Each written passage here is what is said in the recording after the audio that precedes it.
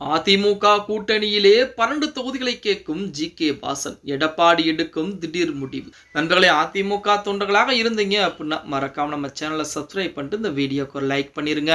அனைத்திந்திய அண்ணா திராவிட முன்னேற்ற கழகத்தை பொறுத்த வரைக்கும் நம்ம அனைவருக்குமே தெரியும், தற்சமயம் கூட்டணி பற்றின பேச்சுவார்த்தைகள், தொகுதி பங்கீடு பேச்சுவார்த்தை என அனைத்து வேலைகளிலுமே எடப்பாடி பழனிசாமி மிக தீவிரமாக இருந்து கொண்டிருக்கிறார். அதாவது அதிமுக பாஜக கூட்டணி என்பது ஒரு ஆண்டுகளுக்கு முன்பாகவே முடிவாகிவிட்டது. இப்ப 2 தினங்களுக்கு முன்பாக கூட நமது அதிமுக கூட்டணியில் தான் நாங்கள் இருக்கிறோம் அப்படின்னு சொல்லி தமிழ் மாநில காங்கிரஸ் தலைவர் ஜி.கே. வாசன் கூட அதிரடியான அறிவிப்புகளையும் கூட.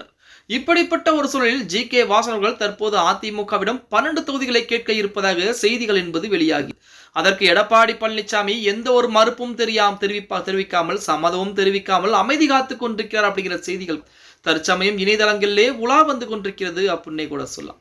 அண்மையில் அதிமுக பொதுச்செயலர் எடப்பாடி பழனிசாமி சந்தித்த தமிழ் மாநில காங்கிரஸ் தலைவர் ஜி.கே. வாசன் 2026 சட்டசபை தேர்தல்களிலே தாம் தமிழ் மாநில காங்கிரசுக்கு 12 தொகுதிகள் வரை ஒதுக்க வேண்டும் என பேச்சுவார்த்தை நடத்தியதாக தகவல் என்பது வெளியாகி. அதற்கு எடப்பாடி பழனிசாமி ஜனவரி மாதம் வரைக்கும் காலதாமதம் இருக்கிறது, ஜனவரி மாதத்திற்கு பிறகு நாம் முடிவுகளை எடுத்துக்கொள்ளலாம் என அறிவிப்புகளை கொடுத்து தமிழ் மாநில காங்கிரசுக்கு 12 தொகுதிகளை எடப்பாடி பழனிசாமி ஒதுக்கி கொடுப்பாரா அப்படின்னு பார்த்தா வாய்ப்புகள் என்பது அதிகபட்சமாக 5 தொகுதிகள் வரைக்கும் ஒதுக்குவதற்கு கூட வாய்ப்புகள் என்பது இருக்கிறதே தவிர, அதாவது 12 தொகுதிகள் வரைக்கும் கொடுப்பதற்கு அதுவும் தமிழ் மாநில காங்கிரசுக்கு வாய்ப்புகளே கிடையாது அப்படிங்கிற செய்திகள் தான் இதுவரைக்கும் இணையதளங்களிலே உலா வந்து கொண்டிருக்கிறது அப்படின்னே கூட சொல்லலாம். அனைத்திந்திய அண்ணா திராவிட முன்னேற்ற கழகத்தை பொறுத்த வரைக்கும் அடுத்தடுத்து கூட்டணி பேச்சுவார்த்தை என்பது நடைபெற்றுக் கொண்டுதான் இருக்கிறது.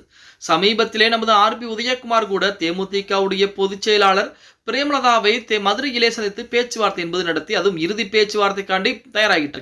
அதுக்கடுத்தபடியாக பாமகவுடன் நமது சி.வி. சண்முகம் தொடர்ந்து பேச்சுவார்த்தை என்பது நடத்தினார். அந்த பேச்சுவார்த்தையின் முடிவிலே 30 தொகுதிகள் வரைக்கும் கொடுத்தால் பாமக அதிமுக கூட்டணியில் இணைய போகிறது அப்படிங்கிற மாதிரி செய்திகள் எல்லாம் வெளியாகி கொண்டிருக்கு. இன்னொரு புறத்திலே விடுதலை சிறுத்தைகளாகட்டும், அதே போல தமிழக வெற்றி கழகத்துடைய தலைவர் விஜய் ஆகட்டும், இவர்களுடன் புறமே கூட்டணி என்பது பேச்சுவார்த்தை என்பது நடத்தப்பட்டு கொண்டுதான் இருக்கிறது. இப்ப இருக்கக்கூடிய கால சூழ்நிலையில் கூட்டணி என்பது சரியான முறையிலே இல்லை என்றால் கண்டிப்பாக எந்த ஒரு கட்சியும் வெற்றி வாகை சூடுவதற்கு வாய்ப்புகள் என்பது கிடையாது. அதாவது திமுகவை எடுத்துக்கங்க, பலமான கூட்டணியை வைத்துக் கொண்டிருக்க போதிலுமே மீண்டும் மீண்டும் கூட்டணியின் கட்சியை இணைக்க வேண்டும் என தற்போது பேச்சுவார்த்தை என்பது நடத்தி கொண்டுதான் இருக்கிறாங்க. இப்படிப்பட்ட ஒரு சூழ்நிலையில் அதிமுகவும் ஜனவரி மாதத்திலே மெகா கூட்டணியை அமைக்கப் போகிறது அப்படிங்கிற செய்திகள் கூட இணையதளங்களிலே உலா வந்து கொண்டிருக்கிறது. அதைத்தான் எடப்பாடி பழனிசாமி சொல்லி இருக்கிறார். ஜனவரி மாதம் கண்டிப்பாக அதிமுகவிலே யார் யார் புதிதாக கூட்டணி இணைய போகிறார்கள் என்று பொறுத்திருந்து பாருங்கள்.